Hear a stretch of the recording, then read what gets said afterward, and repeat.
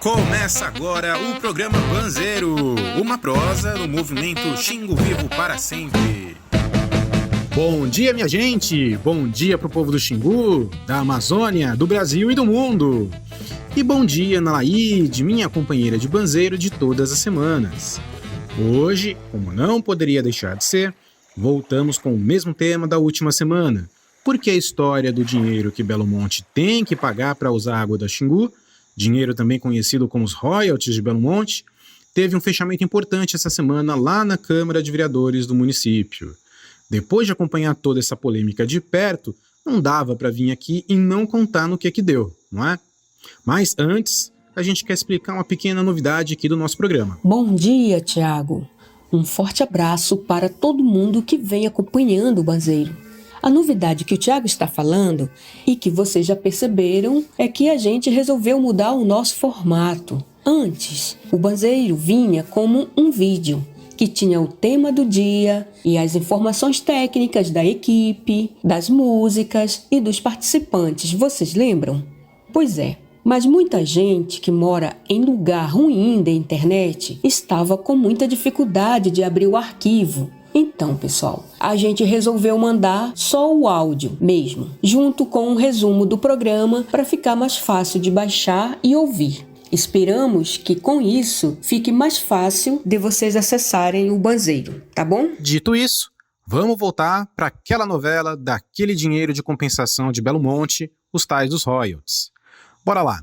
Vocês lembram que esse é aquele dinheiro que Belo Monte paga todo mês para Altamira, né? Para poder usar para ela sozinha a água do Xingu, que é de todo mundo. E lembram também que a prefeitura podia gastar essa grana onde bem quisesse, sem dar satisfação para ninguém. Pois a gente aqui do Banzeiro, do Xingu Vivo e muita gente também dos movimentos sociais, fomos todo mundo lá cobrar do poder público um uso adequado desse dinheiro, especialmente nesse tempo de pandemia em que tem tanta gente passando necessidade. Aí, o prefeito foi lá e fez um projeto para dizer onde e como esse dinheiro tem que ser gasto e mandou para os vereadores aprovarem. Isso tudo foi nas últimas semanas, né, Tiago? Achamos bom ter esse projeto, mas gostaríamos que a lei fosse cumprida e o povo pudesse dar opinião sobre essa lei, principalmente as comunidades mais afetadas por Belo Monte. A não participação destas comunidades enfeiou muito esse projeto. E nós, sempre brigando para que o povo pudesse participar, reunimos com os vereadores, com o prefeito, conversamos com o Ministério Público, sempre pedindo que fosse feita audiências públicas para escutar a população. Inclusive, o Ministério Público Estadual, o Ministério Público Federal e a Defensoria Estadual mandaram um documento para os vereadores dizendo a mesma coisa. Tem que ter audiência para escutar o povo. Só que nessa terça-feira, os vereadores votaram um projeto de lei sem dar ouvido nem para nós, dos movimentos sociais, e nem para a promotoria, procuradoria e defensoria pública. Simplesmente falaram sim, senhor, para o prefeito e aprovaram tudo que ele falou. Tudo muito rápido, tudo muito estranho. Não deram a menor bola pro que a gente disse. Eu lhe avisei de início e desde o princípio você não ouviu o que falei. Disse que era bobagem aquela mensagem com muito valor que eu enviei. Essa posição de não atenderem os movimentos sociais, os órgãos públicos que recomendaram as audiências é muito ruim. Inclusive, durante a reunião que aprovou a lei do prefeito, a vereadora Thaís Nascimento cobrou que a Câmara cumprisse as recomendações dos procuradores, defensores e promotores. Só que o presidente da Câmara, o vereador Silvano Fortunato, disse que não aceitava isso e cortou a fala dela. Vamos ouvir esse pedaço da reunião. Eu entendo que eles estavam apenas solicitando audiência pública, seja através de, enfim, uma reunião virtual, mas que houvesse audiência pública para que fosse discutida, ouvindo todos os interessados do projeto, em relação ao projeto, tá? Só para complementar, foi dessa maneira que eu compreendi. Na própria leitura que você acabou de fazer, você fala em audiência que não se restringe somente ao comparecimento físico nas audiências, mas que haja contribuição na escolha do conteúdo político-administrativo das decisões que serão consensualmente, deliberadas. O que significa para mim isso uma ingerência por parte de qualquer outro órgão ou poder no poder legislativo, que cabe o debate político a esta casa, e esta casa o fez e está fazendo.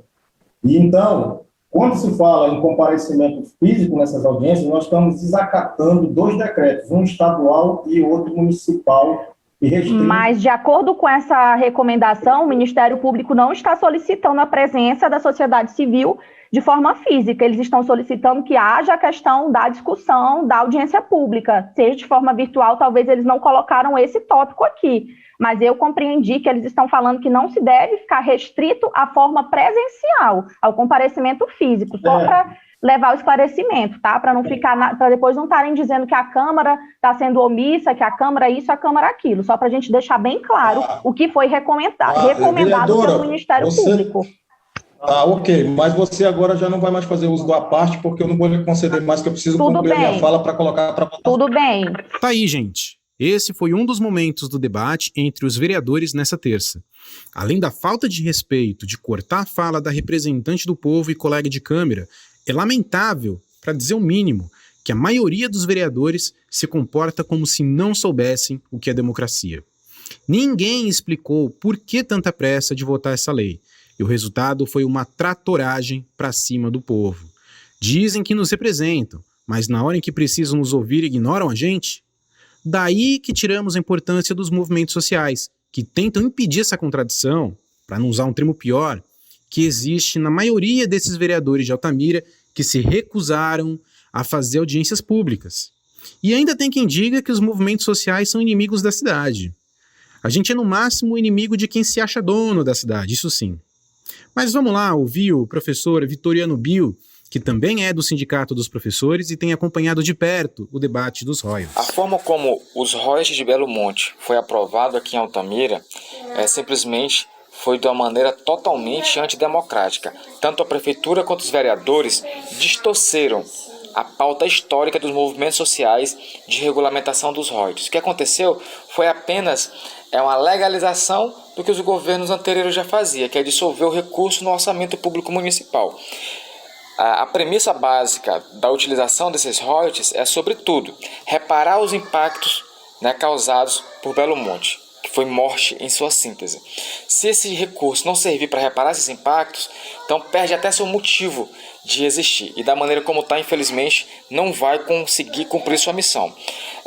A Câmara atropelou as recomendações do MPF, MPE e DPE, e os movimentos sociais vão continuar em luta, porque nós não podemos aceitar que a luta histórica da gente seja atropelada da maneira como foi. Precisamos de um espaço democrático de escuta das populações tradicionais, precisamos de um conselho fiscal que de fato fiscalize a aplicação desses recursos e, acima de tudo, de um fundo onde o conjunto das organizações sociais possam fazer parte da gestão desse recurso para atenuar minimamente os impactos da barragem aqui na região do Xingu. É uma lástima esse desfecho, né?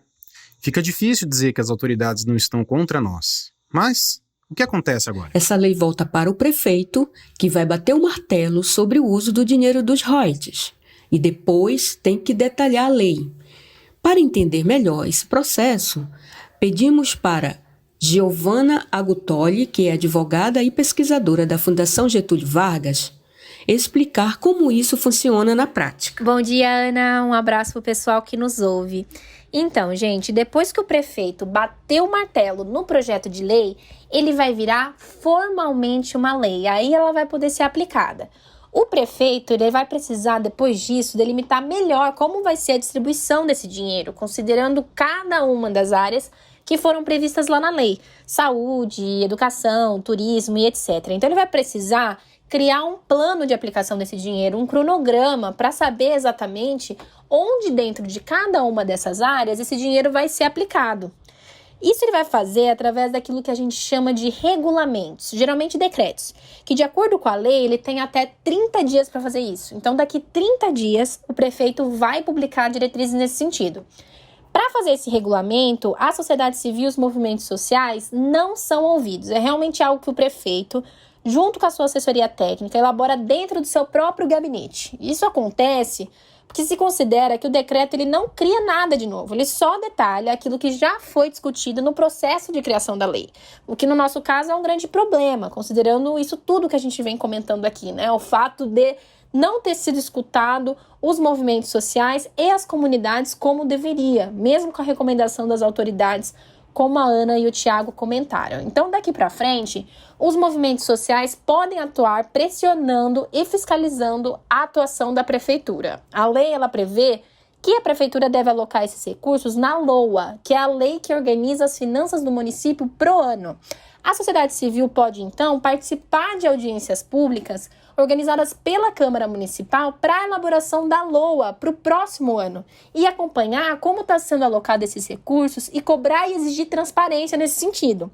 Se existir também interesse e oportunidade, os movimentos sociais também podem acionar o Poder Judiciário e questionar essa lei e o fato dela ter sido aprovada sem ouvir o povo, principalmente as comunidades mais afetadas pela construção da usina. Então, pessoal, vocês ouviram aí que a Giovana falou de uma tal de LOA, não é?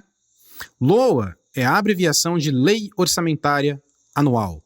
Todo nível de governo, seja ele federal, estadual ou municipal, define as prioridades e metas de sua gestão e detalha o quanto recebe e o quanto gasta para o ano seguinte. Então, no nosso caso, é aí que vai estar o detalhe de quanto a Prefeitura de Altamira pretende arrecadar e onde ela vai gastar. Deu para entender? Em todo caso, o prefeito se comprometeu, ou disse, que se comprometeu, com o Ministério Público a mostrar na internet todos os gastos feitos com a grana dos royalties. E o que a gente tem que fazer então, desde já, é ficar de olho e ir cobrando transparência. Transparência que é algo que não teve muito dessa vez na aprovação da lei, Mas tudo bem.